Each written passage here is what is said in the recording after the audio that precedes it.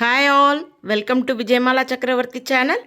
So இன்றைக்கு உண்டான lunch நான் என்ன குக் பண்ண போகிறேன் அப்படின்றத வாங்க நம்ம கிச்சனுக்குள்ளே போய் பார்க்கலாம்.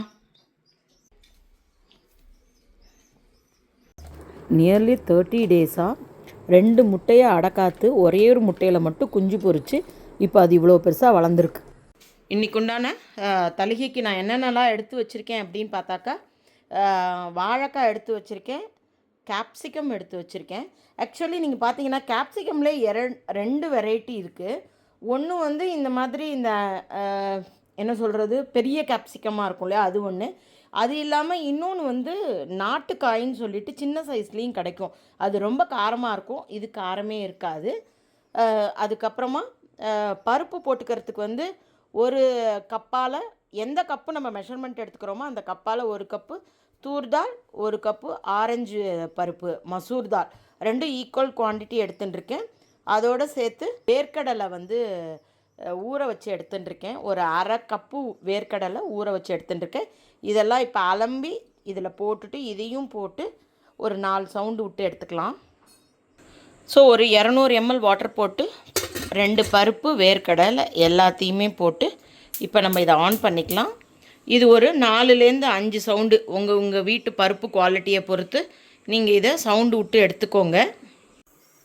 ஸோ இன்றைக்கு உண்டான சமையலுக்கு சாமான்கள்லாம் எடுத்து வச்சுட்டேன், பார்த்துருப்பீங்க.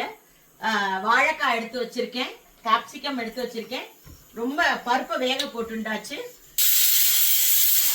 டேஸ்ட் ரொம்ப யூனிக்காக இருக்கும். நான் சொல்கிற மெஷர்மெண்ட்டில் பொடியை ரெடி பண்ணி சாம்பார் பண்ணி பாருங்க, கண்டிப்பாக உங்களுக்கு கல்யாணத்தில் போய் சாப்பிட்டுட்டு வந்த ஒரு திருப்தி கிடைக்கும்.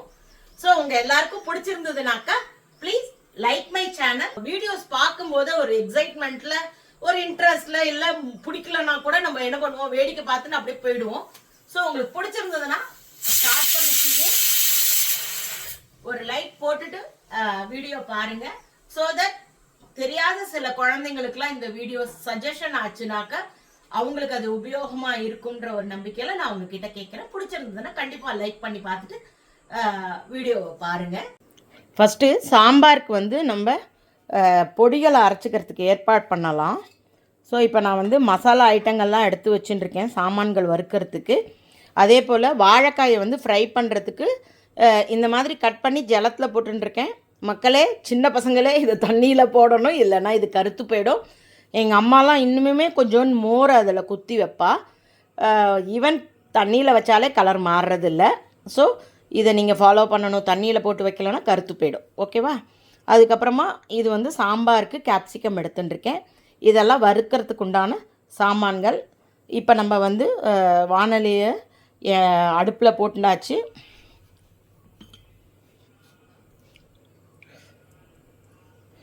வறுத்துக்கிறதுக்கு ஒரு டேபிள் ஸ்பூன் போல் எண்ணெய் போட்டுருக்கேன். இது கொஞ்சம் நேரம் சுடட்டும்.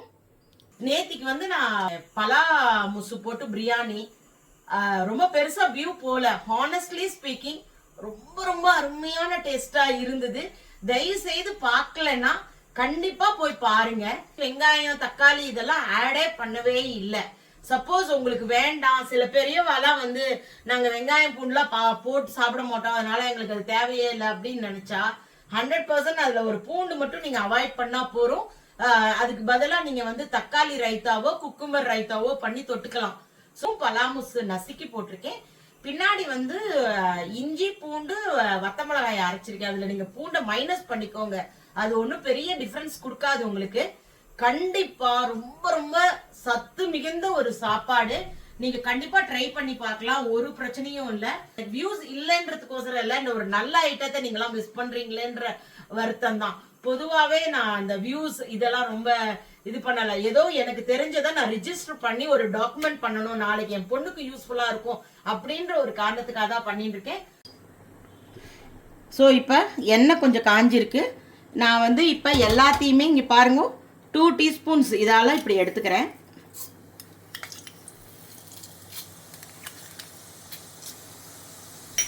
ஒரு 2.5 டீஸ்பூன் தனியா போட்டிருக்கேன், 1 டீஸ்பூன் ஜீரகம், 1 டீஸ்பூன் கடலைப்பருப்பு, 1 டீஸ்பூன் உளுத்தம்பருப்பு, 1/2 டீஸ்பூன் வெந்தயம், 1/2 டீஸ்பூன் மிளகு, கடுகு ஒரு 1/2 டீஸ்பூன், ஒரு 7-8 வத்த மிளகா போட்டிருக்கேன், கருவேப்பிலை. இது எல்லாத்தையும் நல்லா செவக்கிற மாதிரி வறுத்துக்கணும். நம்ம இது வாசனை வரைக்கும் நல்லா வறுத்துட்டிங்கனாக்கா செம்மையாக உங்களுக்கு மனம் வரும். எஸ்பெஷலி அந்த வெந்தயம் வறுத்துட்டு அது ஒரு வாசனை வரும் பாருங்க, அப்போ தான் அது கரெக்டான பதத்தில் வந்திருக்குன்னு அர்த்தம். ஸோ இப்போ இதெல்லாம் நல்லா செவக்க வறுத்துக்கணும். இதோட பெருங்காயத்தையும் கொஞ்சம் ஆட் பண்ணிக்கலாம்.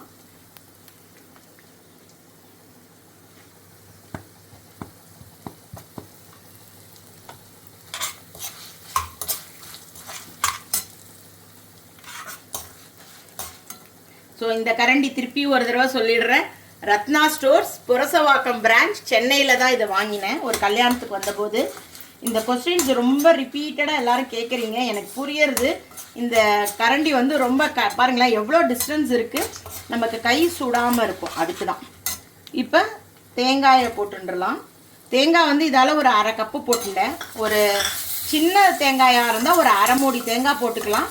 இதை ரொம்ப வறுக்க வேண்டாம். நம்ம இந்த கேரளா ஐட்டம்லாம் ரொம்ப வறுப்போம் இல்லையா, அந்த மாதிரி வறுக்க வேண்டாம், லேசாக வறுத்தா போகிறோம். ஆனால் இந்த சென்னை மாதிரி ரொம்ப சூடாக இருக்கிற ஊரில் குழம்பு வந்து இந்த மாதிரி தேங்காயை வறுத்தோன்னா சாயங்காலத்துக்கு கொஞ்சம் கெட்டு போகிறதுக்கான வெய்ய நாளில் ஜாஸ்தி பாசிபிலிட்டிஸ் இருக்குது.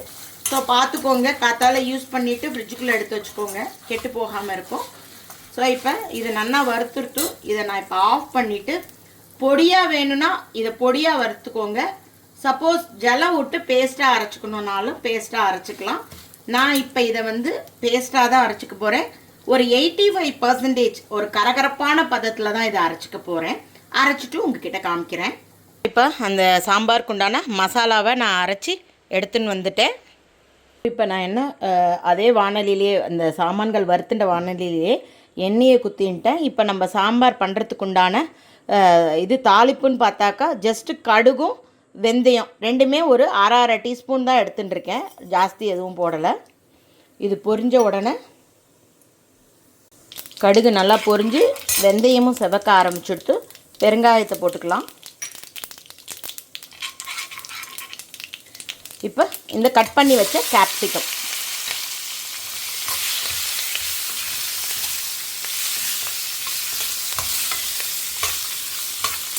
இப்போ இதுக்குண்டான உப்பை போட்டுடலாம். ஸோ தட் காய் சீக்கிரமாக வதங்கிடும். குழம்புக்குண்டான உப்பையே போட்டுடலாம். ஒரு ஆல்மோஸ்ட் ஒரு 1/2 டீஸ்பூன் உப்பு போட்டால் போதும்.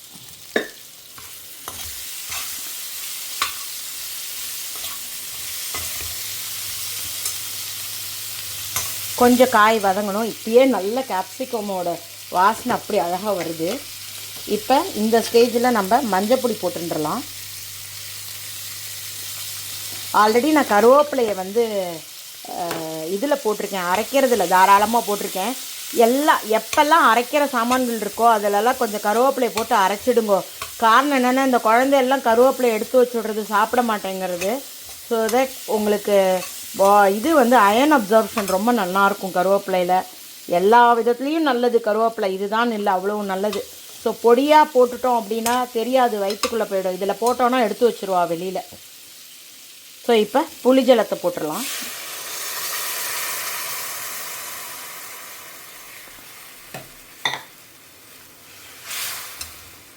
இப்போ கொஞ்சம் சின்னதாக வச்சுட்டு இது ஒரு 5 நிமிஷம் கொதிக்கட்டும். நல்லா பச்சை வாசனை போகணும், காயிலையும் புளிப்பு இறங்கட்டும். இப்போ இந்த வாழைக்காயை ஜஸ்ட் ஒரு மாதிரி மேல் ஒரு கோட் மாதிரி பண்ணிவிட்டு இதை ஃப்ரை பண்ணி எடுக்கிறதுக்கு கடல மாவு வந்து ஒரு 1/2 கப்பு போட்டுருக்கேன். அந்த மெஷரிங் கப் இருக்கு இல்லையா, அதால் 1/2 கப் போட்டிருக்கேன்.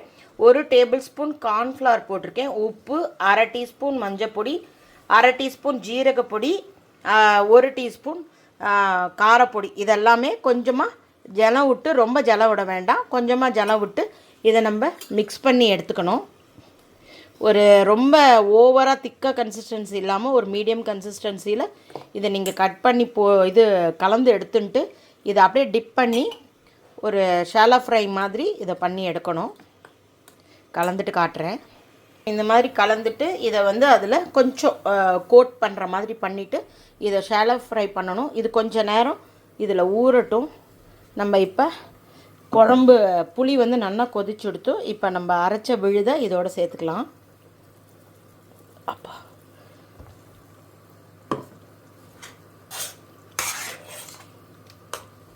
இன்னும் கொஞ்சமாக ஜலம் குத்தி இந்த பேஸ்ட்டை கலந்து எடுத்துக்கலாம். ஓரளவுக்கு எல்லா மிக்ஸியும் நல்லா ஜலத்தை ஊற்றி கலந்துண்டாச்சு. இப்போ பருப்பை எடுத்து இதோட ஒரு கொதி வந்ததுக்கப்புறமா பருப்பை ஆட் பண்ணணும். இப்போ பார்த்தீங்கன்னா சாம்பார் நல்லாவே கொதித்து பச்சை வாசனையெல்லாம் போயிடுத்து. இப்போ பருப்பு வெந்துடுத்து. நீங்கள் பார்த்தீங்க அப்படின்னாக்கா ஏன் இந்த கலராக இருக்குன்னா நம்ம வேர்க்கடலை போட்டிருந்தோம் இல்லையா, அதனால தான் அந்த கலர் அப்படி இருக்குது. இப்போ இதோட இதை சேர்த்துடலாம். செம்மையான சாம்பார் தகதகான் இருக்கு.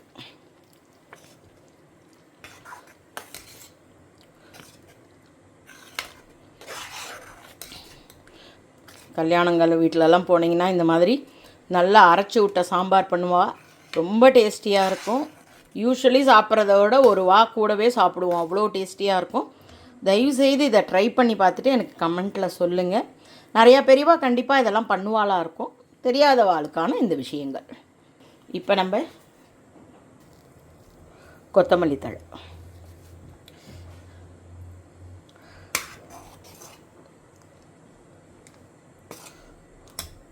இப்போ அடுப்பு ஆஃப் பண்ணிட்டோன்னா கேப்சிகம் வேர்க்கடலை போட்ட சாம்பார் நமக்கு ரெடி. அடுத்தாப்பில் நம்ம வாழைக்காயை ஷாலோ ஃப்ரை பண்ணிக்கலாம். இப்போ ஒரு ஷாலோ பேனில் வந்து கொஞ்சமாக எண்ணெய் விட்டுருக்கேன். வாழைக்காயை இப்படி டிப் பண்ணிவிட்டு அப்படி பஜ்ஜி மாதிரி பண்ண வேண்டாம், கொஞ்சமாக அதை ட்ரைன் அவுட் பண்ணிவிட்டு இந்த மாதிரி வச்சுக்கோங்க. என் பொண்ணு எங்கள் ஹஸ்பண்ட்லாம் என் மாமனார் திருச்சியில் இருக்கா. அவாத்துக்கு போன போது அங்கே ஒரு குக்கோத்தர் இருக்கார், அவர் இதை பண்ணி காமிச்சிருக்கார், பண்ணி கொடுத்துருக்கார் போல இருக்கு. அதுலேருந்து வந்து 2 பேரும் இதுக்கு ரொம்ப ஃபேன் ஆகிட்டாங்க, இதையே பண்ணு அப்படின்ட்டுன்னு. பாவம் என் பொண்ணு பார்த்தானா கடுப்பாவா, எல்லாத்தையும் நீயே பண்ணி சாப்பிடு அப்படின்ட்டு.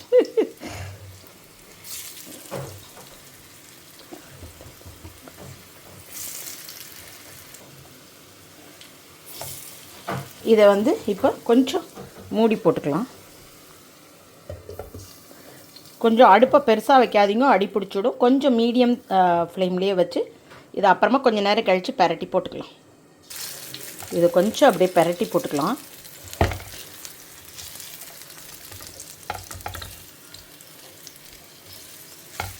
பாடாங்க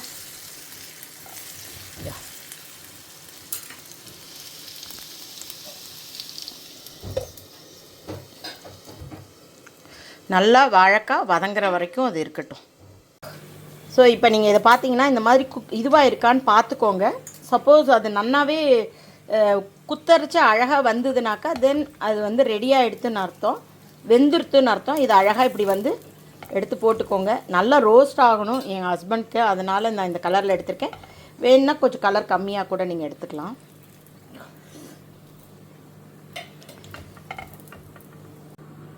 ஸோ இப்படி ஒரு பேப்பரில் போட்டு வச்சிட்டிங்கன்னா எக்ஸ்ட்ரா எண்ணெயெல்லாம் அது உறிஞ்சிடும். ஸோ அடுத்த ஈடுமே நான் போட்டு ஆல்மோஸ்ட் முடிச்சிட்டேன். நீங்கள் என்ன பண்ணுங்கள், இதை எடுத்து வச்சுட்டு இதுக்கு மேலே கொஞ்சோண்டு பிளாக் சால்ட் தூவிட்டு சாப்பிட்டிங்கன்னா அவுட் ஆஃப் த வேர்ல்டாக இருக்கும். அது என்னுடைய பர்சனல் எக்ஸ்பீரியன்ஸு, என்னுடைய ரொம்ப யூனிக் டேஸ்ட்டாக இருக்கும். ட்ரை பண்ணி பாருங்கள் அதை. எனி ஃப்ரைஸ் எனக்கு இந்த பிளாக் சால்ட் தூவி சாப்பிட்றதுன்றது ரொம்ப ஃபேவரெட். ஸோ இதை கொஞ்சம் நேரம் அப்படி விட்டுடுங்க தூவிட்டு, அதுக்கப்புறமா டேஸ்ட் பண்ணி பாருங்கள், செம்மையாக இருக்கும் டேஸ்ட். இன்றைக்குண்டான லன்ச் மெனு ரெடியாக எடுத்து குக்கரில் சாதம் இருக்குது. பார்த்தீங்கன்னாக்கா நல்ல அரைச்சி விட்ட கேப்சிகம், அப்புறமா வேர்க்கடலை ஆர் நிலக்கடலை எது வேணால் சொல்லலாம், அது அரைச்சி விட்ட நல்ல கல்யாண சாம்பார் பண்ணியிருக்கேன். அதுக்கப்புறமா வாழைக்காயை ஃப்ரை பண்ணியிருக்கேன். தயிர் இருக்குது. ஸோ சிம்பிளாக இருக்கும்னு நினைக்கிறீங்க, ஆனால் எம்மியாக இருக்கும் taste. Hope you are all enjoying my video. If you like it, please like and subscribe my channel. Thank you for watching. Bye bye all.